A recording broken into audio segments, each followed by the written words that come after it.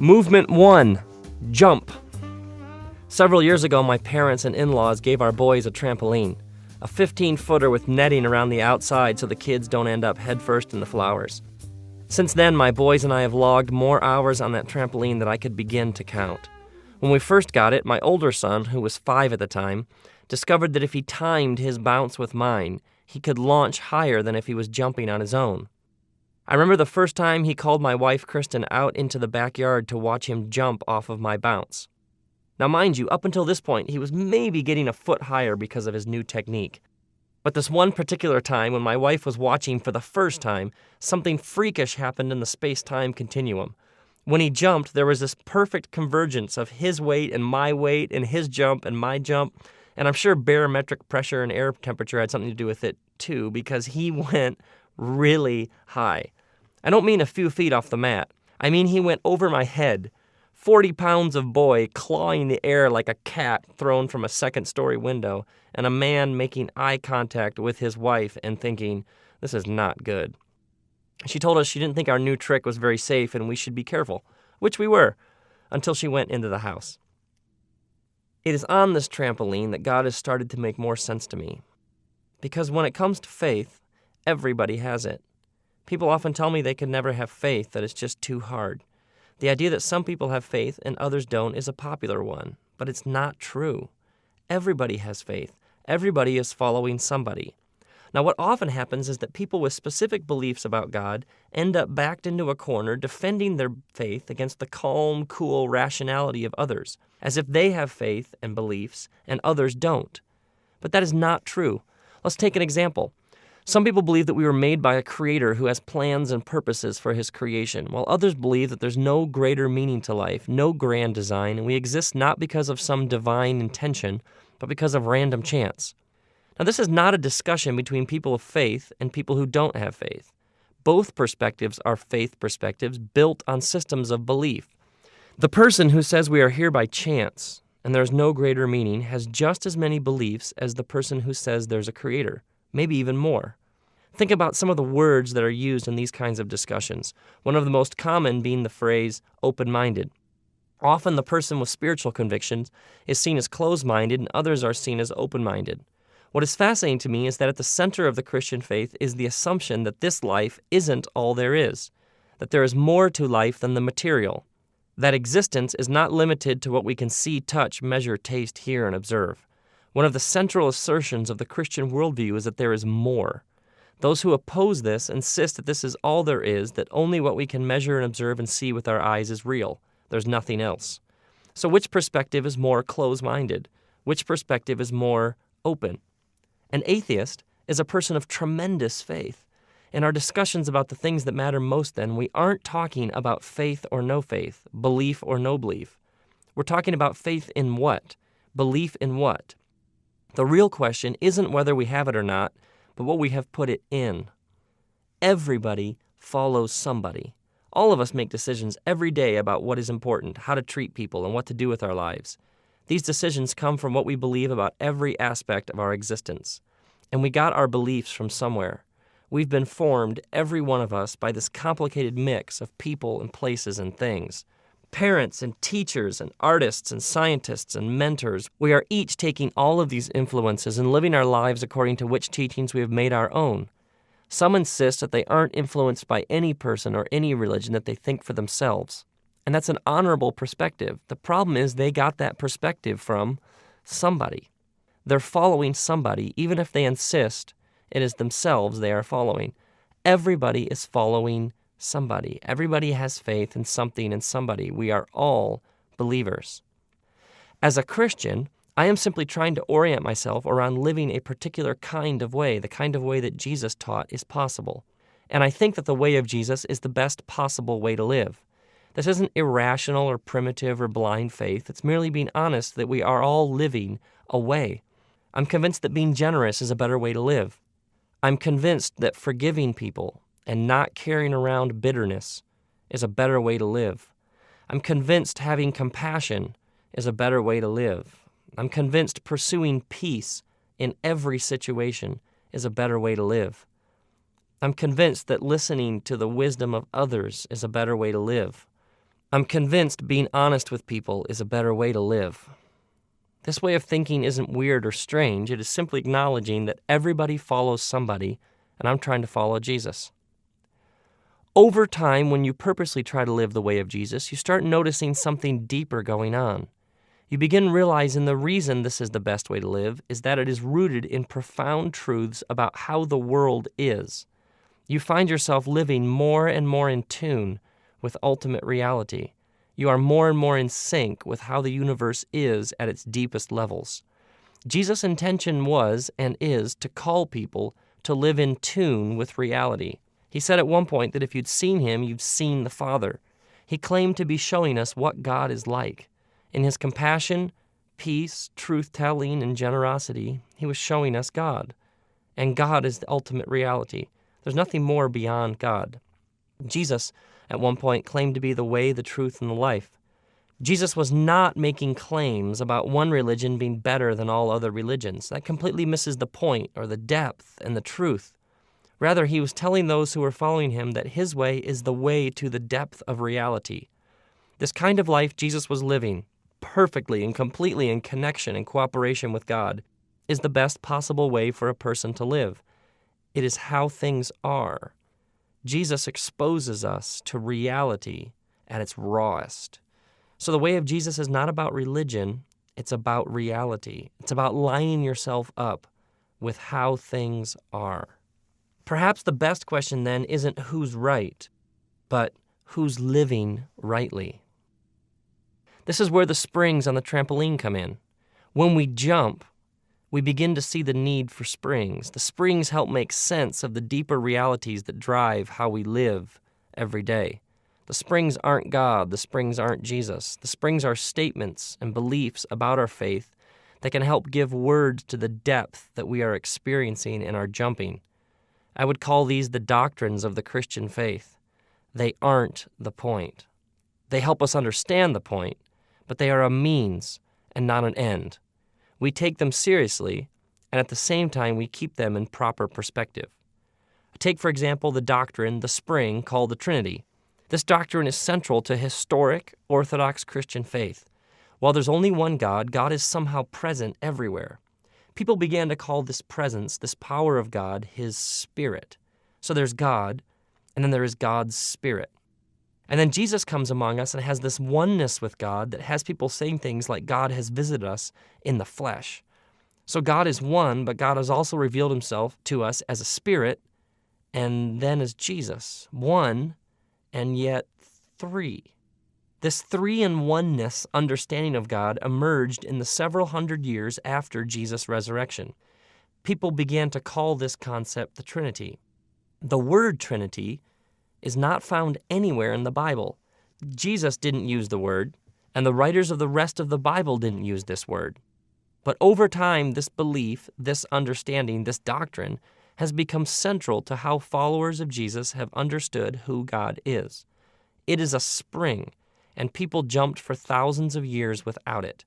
It was added later. We can take it out and examine it, discuss it, probe it, question it. It flexes and it stretches. In fact, its stretch and flex are what make it so effective. It is firmly attached to the frame in the mat, yet it has room to move, and it has brought a fuller, deeper, richer understanding to the mysterious being who is God. Once again, the springs aren't God. They have emerged over time as people have discussed and studied and experienced and reflected on their growing understanding of who God is. Our words aren't absolutes. Only God is absolute, and God has no intention of sharing this absoluteness with anything, especially words people have come up with to talk about him. This is something people have struggled with since the beginning. How to talk about God when God is bigger than our words, our brains, our worldviews, and our imaginations. In the book of Deuteronomy, Moses reminds the people that when they encountered God, they heard the sound of words but saw no form. No form, no shape, nothing you could see. In Moses' day, the way that you honored and respected whatever gods you followed was by making carvings or sculptures of them and then bowing down to what you had made. These were gods you could get your mind around. Moses is confronting people with an entirely new concept of what the true God is like. He's claiming that no statue or carving could ever capture this God, because this God has no shape or form. This was a revolutionary idea in the history of religion. When you hold a book in your hands, it has shape and volume and weight and all the stuff that makes it a thing. It has thingness. A book has edges and boundaries that define it as a finite thing. It is a book and nothing else. But the writers of the Bible go to great lengths to describe God as a being with no edges or boundaries or limits. God has no thingness because there's no end to God. Or as the question goes in the book of Job, can you probe the limits of the Almighty? So it makes sense then, in a strange sort of way, that when Moses asks God for his name, God replies, I am. Doesn't really clear things up, does it? Moses is looking for a being he can wrap his mind around. Is this the God of water or power or soil or fertility? All the other gods make sense. You could understand them, who they were and what they did and what they stood for. But this God is different, mysterious, unfathomable. I am. The name's origins come from the verb to be, so some read it as, I will be who I will be. Others suggest it should be read like this, I always have been, I am, and I always will be. Perhaps this is God's way of saying, if your goal is to figure me out and totally understand me, it's not going to happen. Even my name is more than you can comprehend.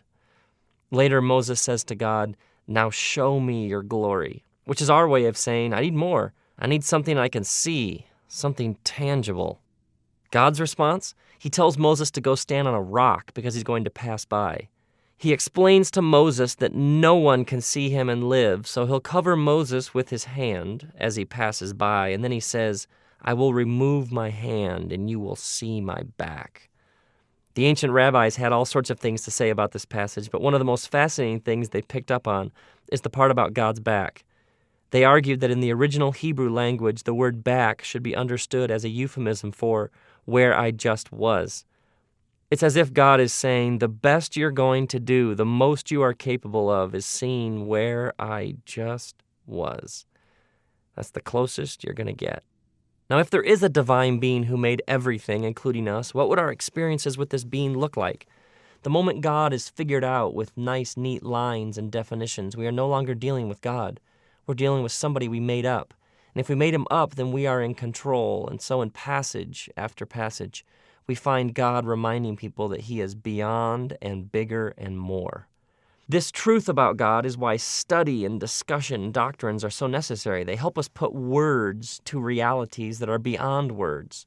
They give us insight and understanding into the experience of God we're having, which is why the springs only work when they serve the greater cause, us finding our lives in God.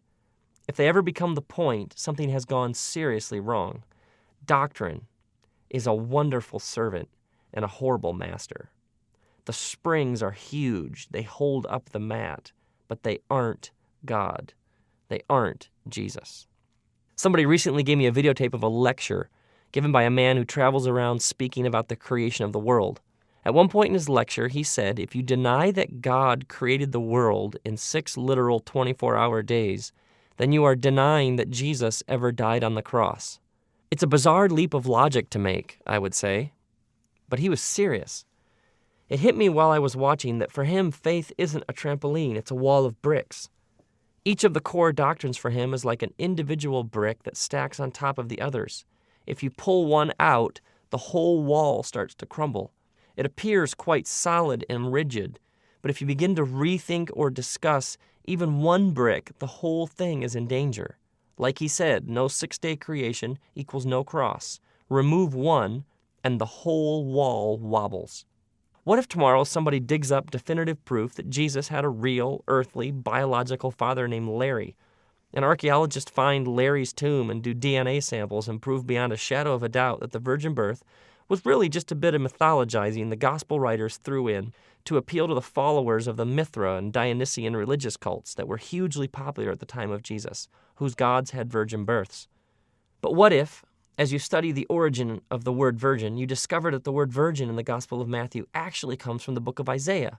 And then you find out that in the Hebrew language at that time, the word virgin could mean several things.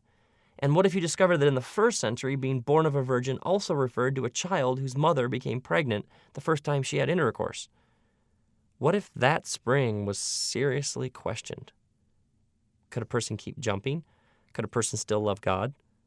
Could you still be a Christian? Is the way of Jesus still the best possible way to live? I affirm the historic Christian faith, which includes the virgin birth, the Trinity, and the inspiration of the Bible, and much more. I'm a part of it, and I want to pass it on to the next generation. I believe that God created everything and that Jesus is Lord, and God has plans to restore everything. But if the whole thing falls apart when we question one spring, then it wasn't that strong in the first place, was it?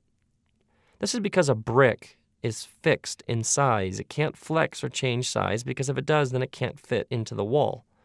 What happens then is that the wall becomes the sum total of the beliefs, and God becomes as big as the wall. But God is bigger than any wall. God is bigger than any religion. God is bigger than any worldview. God is bigger than the Christian faith. This truth clicked for me last Friday in a new way. Somebody showed me a letter from the president of a large seminary who was raising money to help him train leaders who will defend Christianity. The letter went on about the desperate need for the defense of the true faith. What disturbed me was the defensive posture of the letter, which reflects one of the things that happen in brick world. You spend a lot of time talking about how right you are, which of course leads to how wrong everybody else is, which then leads to defending the wall. It struck me reading the letter that you rarely defend a trampoline. You invite people to jump on it with you. I am far more interested in jumping than I am in arguing about whose trampoline is better. You rarely defend the things that you love. You enjoy them, and you tell others about them, and you invite others to enjoy them with you. Have you ever seen somebody pull a photo out of their wallet and argue about the supremacy of this particular loved one? Of course not. They show you the picture, and they give you the opportunity to see what they see. The first Christians announced this way of Jesus as the good news. That tells me the invitation is for everybody. The problem with Brickianity is that walls inevitably keep people out. Often it appears as though you have to agree with all of the bricks exactly as they are. You can't join. Maybe you've been outside the wall before. You know exactly what I'm talking about. Jesus talks about this in and out a lot in his teachings. He keeps insisting that the people who assume they are in may not be in, and the ones who everybody thinks are out for whatever reason may in fact be in.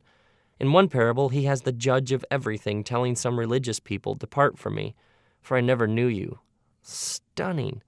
And in another parable, a man has a feast and none of his invited guests come, so he sends word to all the marginalized, disgusting, unclean people who are out that they are invited to come in and celebrate with him. Again, stunning.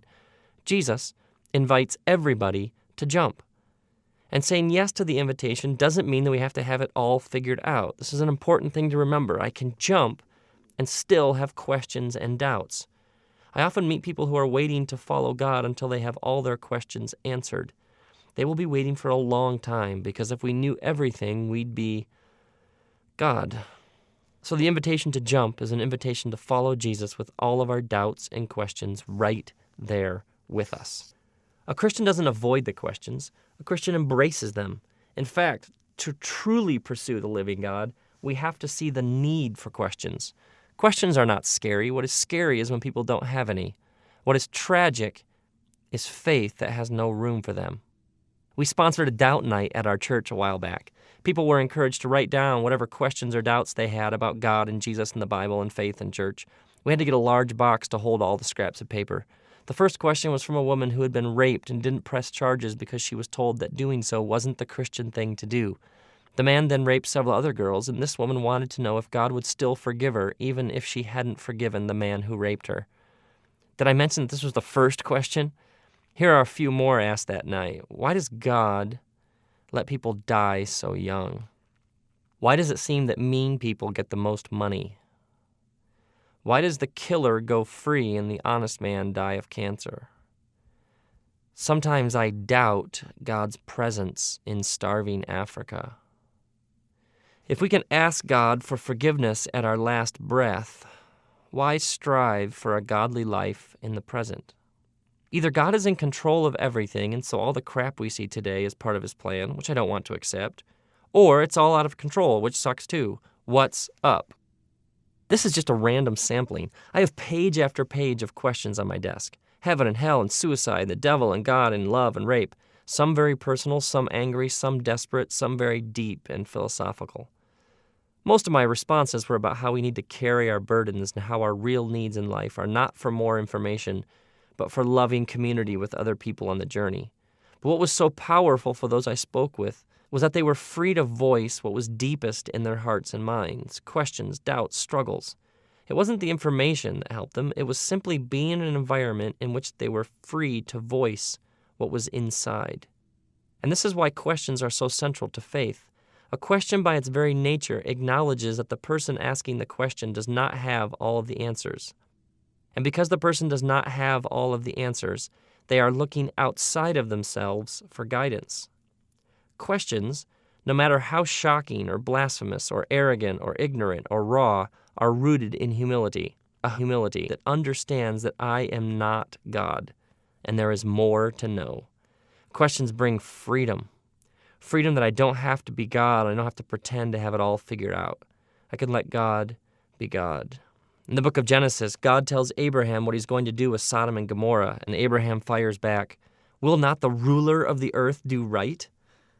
Abraham thinks God is in the wrong, and the proposed action is not in line with who God is, and Abraham questions him about it. Actually, they get into a sort of bargaining discussion in which Abraham doesn't let up. He keeps questioning God. And God not only doesn't get angry, but he seems to engage with Abraham all the more. Maybe that is who God is looking for, people who don't just sit there and mindlessly accept whatever comes their way. Moses tries for 2 chapters to convince God that he's picked the wrong man, and God seems all the more convinced with each question that he's picked the right man. David says this to God in Psalm 13, "How long, O Lord, will you forget me forever? How long will you hide your face from me? How long must I wrestle with my thoughts and every day have sorrow in my heart? How long will my enemy triumph over me? Look on me and answer." What's the first thing Mary says to the angel who brings her the news that she's going to be the mother of the Messiah? "But how can this be? I'm a virgin." Questions, questions, questions. And what are some of Jesus' final words? My God, why have you forsaken me?" Jesus, on the cross, questioning God. Central to the Christian experience is the art of questioning God. Not belligerent, arrogant questions that have no respect for our Maker, but naked, honest, vulnerable, raw questions arising out of the awe that comes from engaging the living God. This type of questioning frees us. It frees us from having to have it all figured out. It frees us from having answers to everything. It frees us from always having to be right. It allows us to have moments when we come to the end of our ability to comprehend, moments when the silence is enough. The great Abraham Joshua Heschel once said, "I did not ask for success. I asked for wonder." The Christian faith is mysterious to the core. It's about things and beings that ultimately can't be put adequately into words. Language ultimately fails. And if we do definitively put God into words, we have at that very moment made God something God is not. Now, most of us are conditioned to think of mystery in terms of a television show or a novel or a film in which the mystery is solved at the end. Often right before the credits, we find out who did it, or who is actually the long-lost son of whom, or that she is actually a he, or that Bruce Willis was dead for most of the movie and we just now figured it out. Mystery is created when key facts are hidden from the viewer. What the writer, director, creator does at the end is pull back the curtain and show us the things that had previously been hidden. So the mystery gets solved and our questions get answered. But the Bible has an entirely different understanding of mystery. True mystery, the kind of mystery rooted in the infinite nature of God, gives us answers that actually plunge us into even more questions.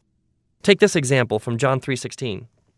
The first part of the verse reads, "For God so loved the world that he gave his one and only Son." So why did God give his Son? Because God loves the world. But what does it mean for God to love the world? Does God love evil people, mean people, people who don't think that God exists, people who think that God loves only them? If you do enough evil, can you exhaust God's love? Because God loves the world is an answer to the question, why did God give his son? It's a real answer. It's an answer you can trust. It's an answer you can base your life on. It's an answer you can know. But it also raises a new set of questions. Why does God love the world? What motivates God to love like this? What does God get out of it? The writers of the Bible, especially one named John, would answer this way, because God is love. Which is an answer, of course, but as you probably figured out by now, it raises even deeper questions. How can God be love? Is every experience of love an experience of God? Is every experience of God an experience of love? So God is love is an answer to the question, why does God love the world? But as an answer, it raises even more questions. And we could go on and on and on. Truth always leads to more truth, because truth is insight into God, and God is infinite, and God has no boundaries or edges. So truth always has layers and depth and texture. It's like a pool that you dive into and you start swimming towards the bottom, and soon you discover that no matter how hard and fast you swim downward, the pool keeps getting deeper. The bottom will always be out of reach. One of the great Hollywood theologians of our time, Sean Penn, put it this way: when everything gets answered, it's fake. The mystery is the truth. Or take the Trinity, for example. Even the best definitions end up sounding like a small child trying to play Mozart on pots and pans in the middle of the kitchen floor. The more you study the Trinity and what has been said about it over the years, the more you are left in wonder and awe about the nature of God. As one of my friends often says, if you study the Bible and it doesn't lead you to wonder and awe, then you haven't studied the Bible. The very nature of Orthodox Christian faith is that we never come to the end. It begs for more discussion, more inquiry, more debate, more questions. It's not so much that the Christian faith has a lot of paradoxes, it's that it is a lot of paradoxes. And we cannot resolve a paradox. We have to let it be what it is. Being a Christian, then, is more about celebrating mystery than conquering it. The Eastern Church Father Gregory of Nyssa talked about Moses' journey up Mount Sinai in Exodus 19. When Moses enters the darkness towards the top of the mountain, he has moved beyond knowledge to awe and to love and to the mystery of God. Gregory insists that Moses has not arrived when he enters the darkness of the mountaintop. His journey and exploration have only really begun. Which leads to a really obvious observation. A trampoline only works if you take your feet off the firm, stable ground and jump into the air and let the trampoline propel you upward. Talking about trampolines isn't jumping, it's talking. Two vastly different things. And so we jump, and we invite others to jump with us, to live the way of Jesus and see what happens. You don't have to know anything about the springs to pursue living the way. In Brick World, the focus often becomes getting people to believe the right things so they can be in. There's often a list of however many doctrines, and the goal is to get people to intellectually assent to these things being true. Once we believe the right things, then we're in. And once we're in, the goal often becomes learning how to get others in with us. I know this is harsh, but in many settings it is true. It is possible in these settings to be in and to believe all of the correct things and even to be effective at getting others in, and yet one's life can remain unaffected. It's possible to believe all the right things and be miserable. It's possible to believe all the right doctrines and not live as Jesus teaches us to live. This is why I'm so passionate about the trampoline. I want to invite people to actually live this way so the life Jesus offers gradually becomes their life. It becomes less and less about talking and more about the experience we are actually having. And what is the point, while we're at it, of a trampoline? The point is our joy. That is when God is most pleased. They aren't two different things. God's joy over here and our joy over there. They are the same.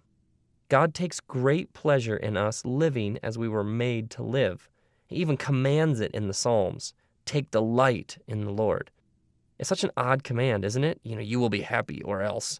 But God is serious about this. Now, this joy doesn't rule out suffering, difficulty, and struggle. In fact, taking Jesus seriously almost guarantees that our lives will be difficult. History proves it. And very few actually set out to live such a focused, beautiful life. Narrow is the way, and only a few find it. But the kind of joy God speaks of transcends these struggles and difficulties. I love how one writer put it, the peace of God, which transcends all understanding. Sometimes when my boys and I are jumping and one of us starts laughing, we all start laughing, and we're jumping and we're short of breath and we're sweating and we're having such a great time. And when we're too exhausted to jump anymore, we lie down on the mat and we'll stare up at the vast blue sky above us and watch the clouds go by and listen to the breeze as it moves the leaves overhead. I'll lie there on my back and I'll say a short prayer, God, I can't believe I get to live this life.